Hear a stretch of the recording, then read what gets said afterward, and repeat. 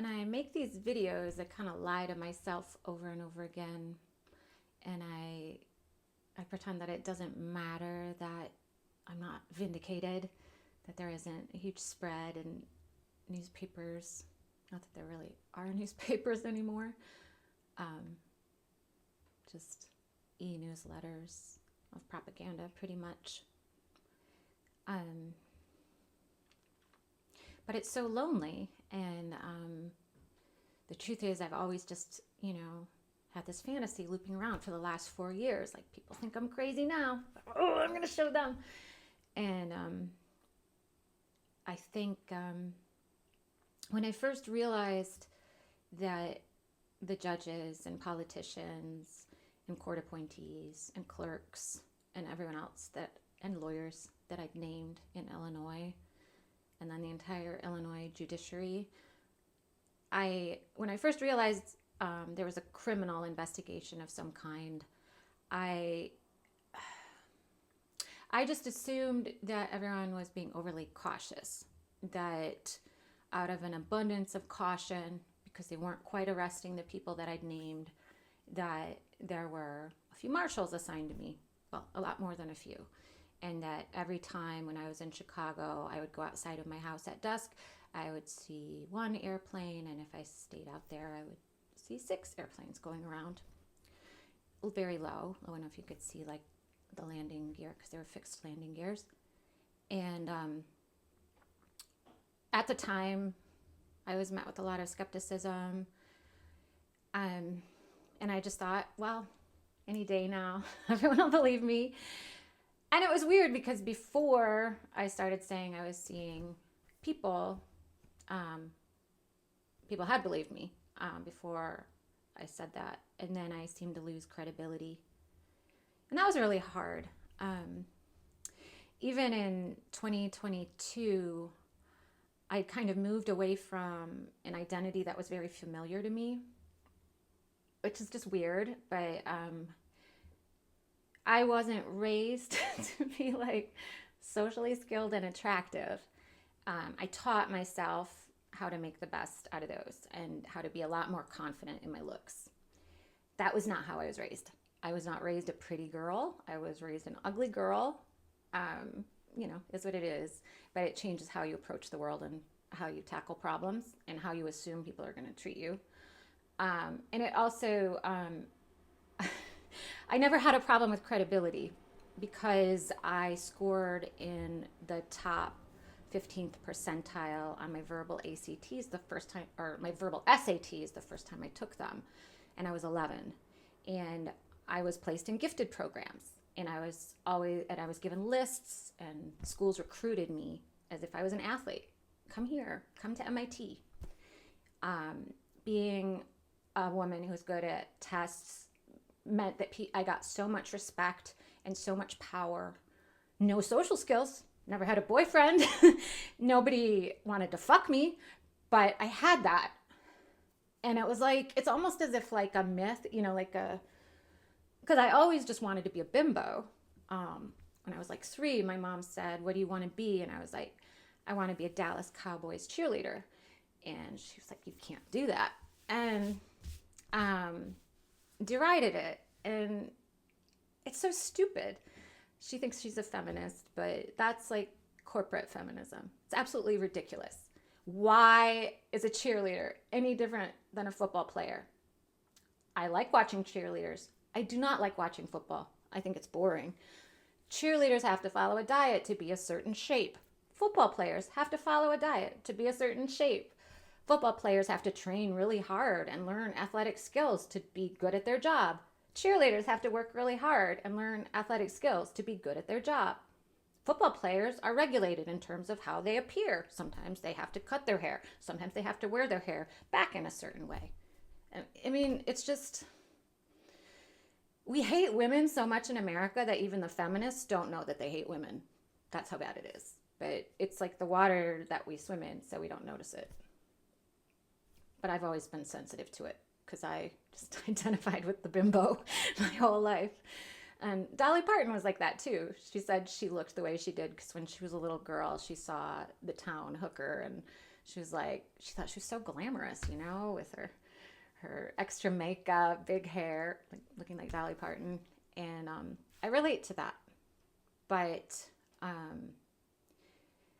it's also always an area of conflict with some of the second wave feminists, like my mother. But then, like, as I got older, when I figured out the looks thing and I got into corporate jobs out of necessity to try to support my kids, then I would find myself in situations like when I started at Morgan Stanley, I'd have like these kids like come up to me like, I know it's really hard to study for the Series 7. Do you want me to help you? It's like, no, Jared, I think I can handle it.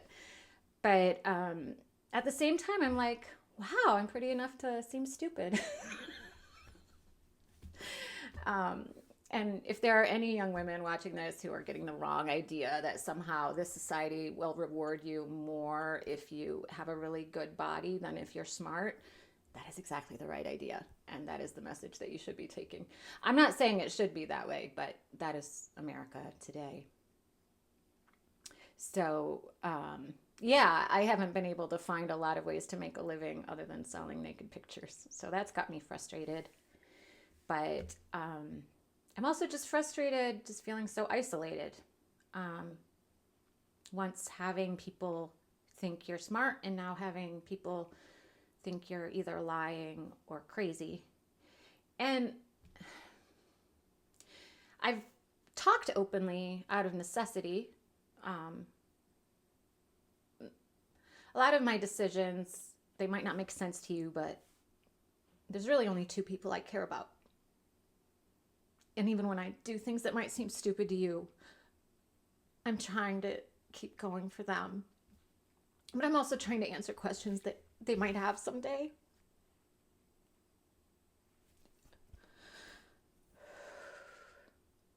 So there's records of people saying their mom is crazy. But I haven't felt it was in my interest to talk about weird encounters with law enforcement that don't end up in arrest, because those happen every day. And I don't want them to stop happening and turning into arrests, I don't want them to happen. But how do I put this? This is my delusion, obviously. This is not real. So my delusion, hey, Michigan says I'm crazy, so this is my delusion. My delusion is that I will jinx myself if I talk about, situations that could be interpreted as, say, perhaps transgressing a law. Not that I would ever break a law. But those situations are also enough to make you crazy over 4 years. So I'll give you an example in a state that I'm not in. So here's a weird story where I didn't get arrested.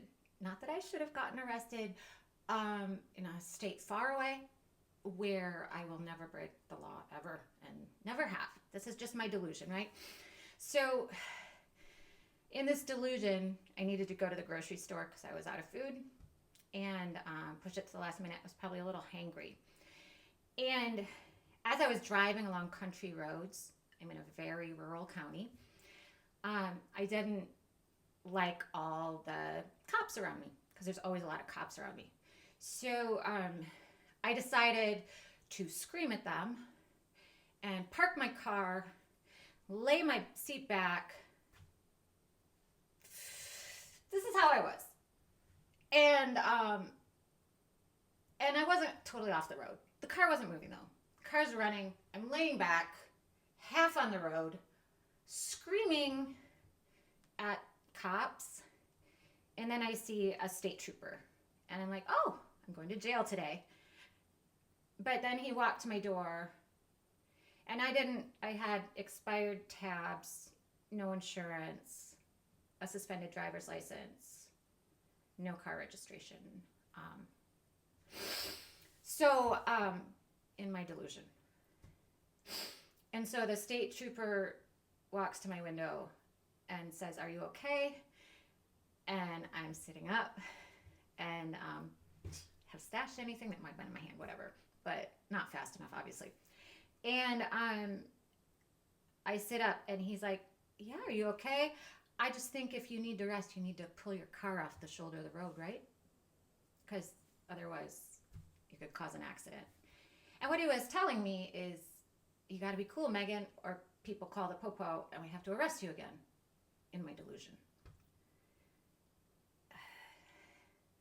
So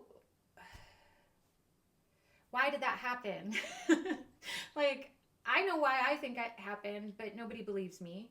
And I know I was in a hospital, and I was in a jail for 90 days. I was assaulted, threatened, starved, deprived sleep, under a light and a camera 24 hours a day, locked in a room, and never allowed outside for 100 days. And during that time, I never received a medication. I was never witness to seeing things or hearing things. I was never reprimanded or written up. I was never sent to the nurse or the doctor for any symptoms. I was never sent to the special needs pod. So I didn't imagine while I was in jail that a state trooper came up and a bunch of cops on the road. I didn't have that delusion while I was in jail. Because I think it happened, right? And I think it happened because I'm a witness in a very serious case. And I have to process that alone because it didn't happen, right? So over 4 years, that takes a lot, and it's a lot of yoga. It's a lot of meditating. It's a lot of self-hypnosis tapes. I even made myself a self-hypnosis tape to try to not be annoyed by federal surveillance. And then now I'm getting really upset because for 3 years, I was like, these assholes are just harassing me because they feel guilty because they haven't arrested the people they should have arrested. And, or maybe they just want overtime. So there's that. That's why there's, someday, it is documented somewhere. Very, very, very many people have followed Megan Mason for 4 years. And, I used to think, because I'm cynical, but apparently not cynical enough. I guess that's Americans, right? We're a combination of super gullible, super cynical. It just winds up totally vulnerable to exploitation. But I had in my mind that I was in this judicial corruption case that involves everyone from Dick Durbin to J.B. Pritzker. And I am in that judicial corruption case. But I thought, okay, there seem to be a lot of resources, and it's not through the federal witness protection program, because for that you have to get permission and a mental health analysis, and they didn't do those things. So it isn't through that act. So that's where you usually get marshal service. So I was very confused, and I thought, well, they must have stretched the law to get a FISA warrant of some kind, or some sort of if there would be a national security risk. And I thought, well, courts, I guess the entire Illinois court system is corrupt. My case definitely exposes that. If you want to pull the thread, nobody does. But is that a national security threat? And now when I see the constellation of threats, I understand it probably is a real threat. And when it's not me just thinking, I don't imagine a couple mobsters are going to leave Chicago to hurt me, and understanding that the organized crime is also involved in other threats to national security, that makes me pissed off. Now I don't want to die because I don't want to give them the satisfaction. And now I need to be alive so I can be vindicated, so I can be proved right. And I know that everything I just said just got me even further from finding anyone to believe me. I'm falsely modest a lot. I have to be. That's the only way I've found to get through life. I learned that very young. When you're a smart female, you have to do that a lot. You have to kind of be self-deprecating and go at things sideways. Because if you actually are intelligent, you realize almost nobody ever wants to be corrected. Almost nobody ever wants to know that they made a mistake. Almost all men want to teach you and zone out while you're talking. So that's kind of the paradox I found. So when I was ugly, nobody would listen to me. When you're more attractive, they'll listen to you, but when I was ugly, nobody would pay attention to me.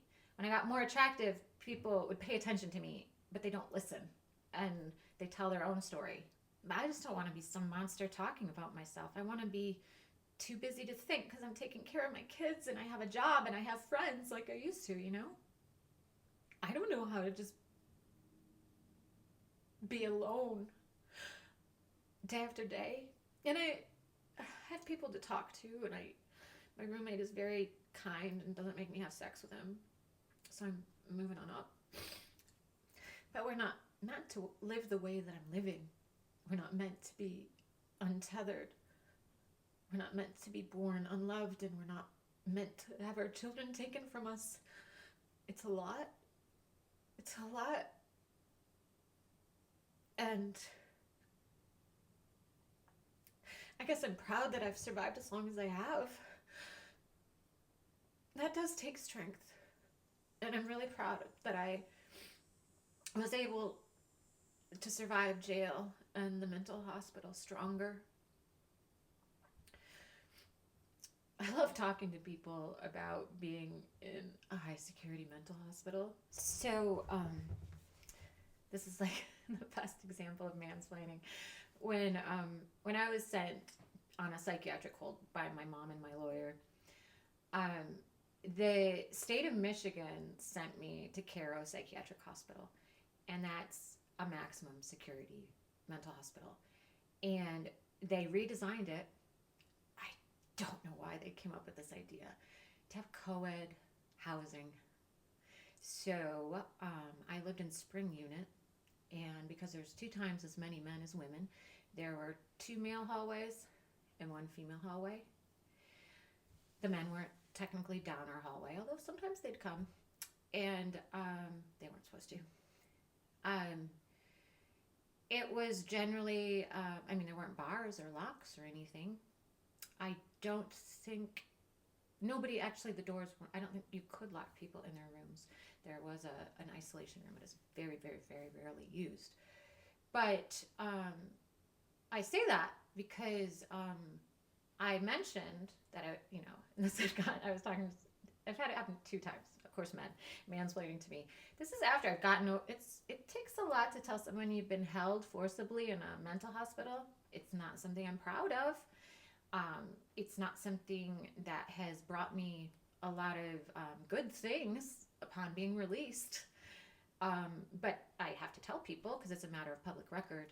And when I explain, I was in the highest security, which meant the scariest men in Michigan sent to a high security mental hospital where it was me. And then people say, oh no. They would have different units where the more serious ones go. Oh no, they don't. Because the model is patient-centered care, which I get. I'm a teacher, child-centered learning. But it gets complicated when there's other patients. So if other patients are a threat to you, their doctor is still only focused on their care. So it's good for men to be around women. It wasn't good for me when they assaulted me. But it makes them really happy to have women to assault. So you have co-ed dorms. That's one thing, for example. But yeah, you don't, in the maximum security, I had thought, oh yeah, I'll be on a fun ward with the eating disorder girls, like in Girl Interrupted or something. They don't have those. It's all violent, psychotic people. And me. So that was interesting. But I survived.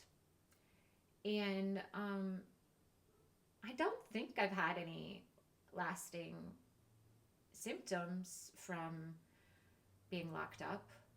I think I managed to mitigate the damage in real time. And I'm really proud of that.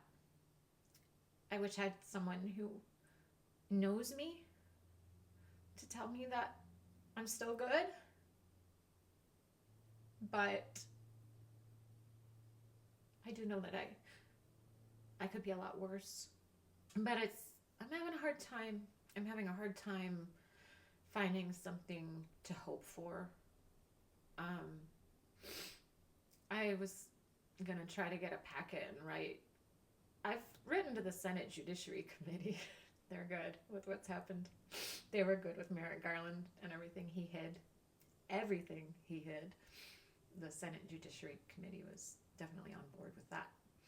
And if you look at who sits on the Senate Judiciary Committee, it's pretty easy to see that's why they're on the Senate Judiciary Committee.